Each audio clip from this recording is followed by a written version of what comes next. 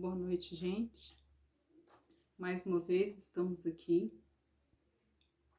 para ler uma parte do Evangelho segundo o Espiritismo.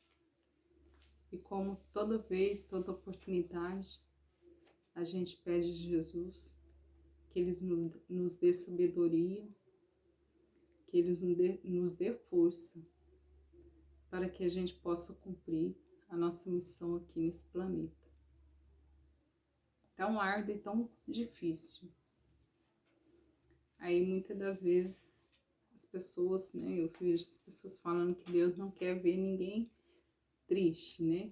Com certeza, Deus não quer nenhum de seus filhos tristes, que nenhum de seus filhos sofra. O que a gente planta aqui, infelizmente, nesse planeta que a gente vive, são consequências que a gente escolheu, tanto nessa vida como nas outras vidas que a gente já viveu. Porque estamos aqui para aprendermos a sermos melhores por nós mesmos, para que o nosso espírito evolua, nem que seja um pouquinho, né? De encarnação em encarnação, quem sabe um dia a gente possa, pelo menos, ser algo, né? Nessa vida. Eu não digo algo nessa vida em relação a status, dinheiro, não. Falo na vida espiritual, que a gente possa compreender um pouco de tudo isso que nos envolve, né? Porque a maioria das coisas que a gente vê, a gente não consegue entender o motivo, o porquê disso acontecer. A gente tem que entregar nas mãos de Deus e pedir que Ele conduza, que nos leve, não ao caminho que a gente quer, mas o caminho que Ele quer que a gente trilhe. Então vamos pedir, fazendo uma oração do Pai Nosso. Pai nosso que estais no céu, santificado seja o vosso nome. Venha a nós o vosso reino, seja feita a vossa vontade, assim na terra como no céu. O pão nosso de cada dia nos dai hoje, perdoai as nossas ofensas, assim como nós perdoamos a quem nos tem ofendido, e não nos deixeis cair em tentação, mas livrai-nos do mal, que assim seja. Eu vou ler aqui o Evangelho segundo o Espiritismo, a página 225. Dai gratuitamente o que recebeste gratuitamente. O dom de curar. Restituí a saúde aos doentes, ressuscitai os mortos, curai os leprosos, expulsai os demônios. Dai gratuitamente o que gratuitamente recebestes. Disse Jesus a seus discípulos: por esse preceito, prescreve não se fazer pagar por aquilo que nada pagou. Ora, o que ele tinha recebido gratuitamente era a faculdade de curar os doentes e de expulsar os demônios, quer dizer, os maus espíritos. Esse dom lhes fora dado gratuitamente por Deus para o alívio daqueles que sofriam e para ajudar a propagação da fé. E lhes disse para ele não fazerem um tráfico, nem um objeto de especulação, nem um meio de vida.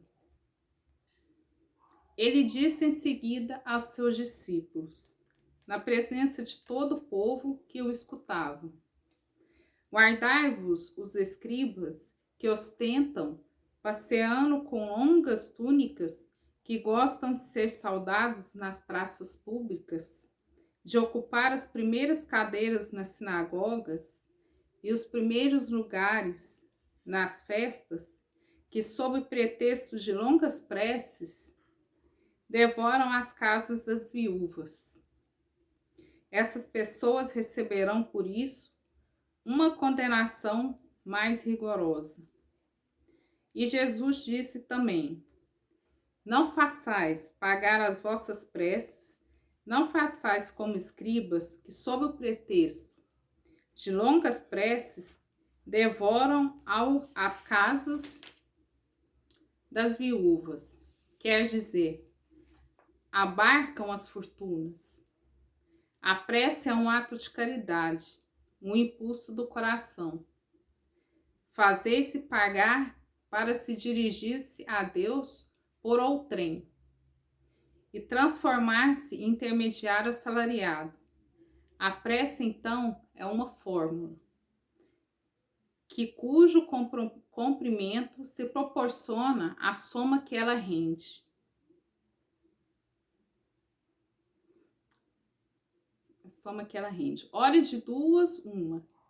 Deus mede ou não mede suas graças pelo número das palavras? Se são necessárias muitas, por que dizê-las poucas? Ou quase nada por aqueles que não pode pagar? É uma falta de caridade. Se uma só, basta. O excesso é inútil. Por quê? Pois fazê-las pagar. É uma prevaricação. Deus não vende os benefícios que concede. Por quê? Pois aquele que não é o mesmo, seu distribuidor, que não pode garantir a sua ostentação, faria pagar um pedido, talvez sem resultado. Deus não pode subordinar um ato de clemência, de bondade ou de justiça que se solicita de sua misericórdia. Há uma soma em dinheiro de outro modo. Disso ressuscitaria e a clemência de Deus seria suspensa. A razão, bom senso, a lógica dizem que Deus é a perfeição absoluta. Não pode delegar às criaturas imperfeitas o direito de pôr preço em sua justiça. A justiça de Deus é como o sol, que está para todos, para o pobre como para o rico. E se considera imoral traficar as graças de um soberano da terra, seria ilícito vender as do soberano do universo? As preces pagas têm um outro inconveniente. Aquele que as compra se crê, o mais frequentemente, dispensando de orar, porque se considerou kit quando deu seu dinheiro. Sabe-se que os espíritos são tocados por meio de pensamentos daqueles que se interessem por eles. Qual pode ser o fervor daquele que encarrega um terceiro de orar por ele? Pagano, qual é o fervor desse terceiro? Quando se delega seu mandato a um outro, e este a um outro, e assim por diante. Não é reduzir a eficácia da prece ao valor de uma moeda corrente? Então, essa parte do Evangelho está falando justamente do preço que muita gente cobra pela fé, né? Está bem claro nesse parágrafo, né? nesse versículo aqui do Evangelho, que Deus jamais cobra pelas suas graças, né? Duvidai daqueles que cobram, que a justiça de Deus é feita tanto para ricos como para pobres. Não se tem preço nem pelas graças recebidas e pelas graças que Deus ainda há de fazer na vida. Isso não supõe que Deus não cobre de nós responsabilidades naquilo que fazemos. Tudo aquilo que fazemos de bom ou ruim, não é Deus que manda castigo, simplesmente volta. Acho que o mais importante que ficou é realmente que Deus não cobra, né, por aquilo que Ele dá. Ele vê a sua sinceridade, se realmente você está falando a verdade com Ele ou não. Ele não olha o tamanho da sua roupa, o tamanho da sua saia, não que eu esteja criticando outras religiões, eu simplesmente estou falando o que está escrito aqui no Evangelho. Deus vê simplesmente o seu coração. Somos livres para fazer o que bem entender. E somos responsáveis por aquilo que fazemos.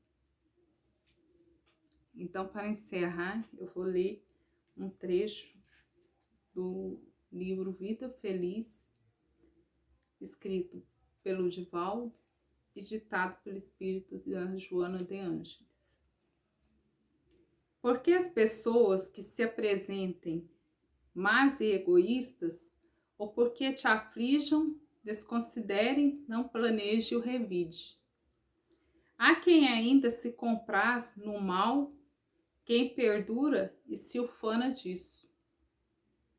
São seres mal saídos do primário, adquirindo a luz da razão e a sensibilidade da emoção. Não é justo que desça a elas e te niveles, sofrendo mais.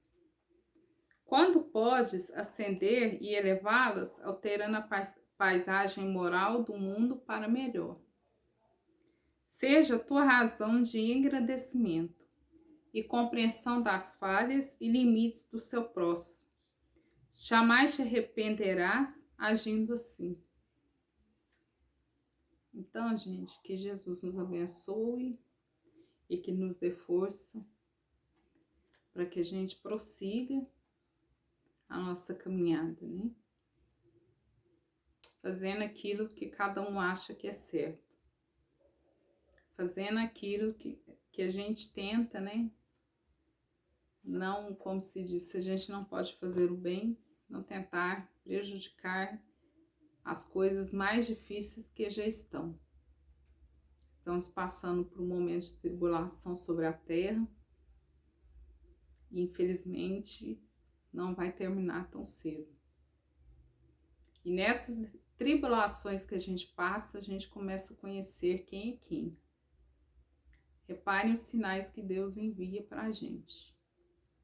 Ele não deixa ninguém sem o seu amparo. Então, que Jesus nos abençoe e nos guarde, que assim seja.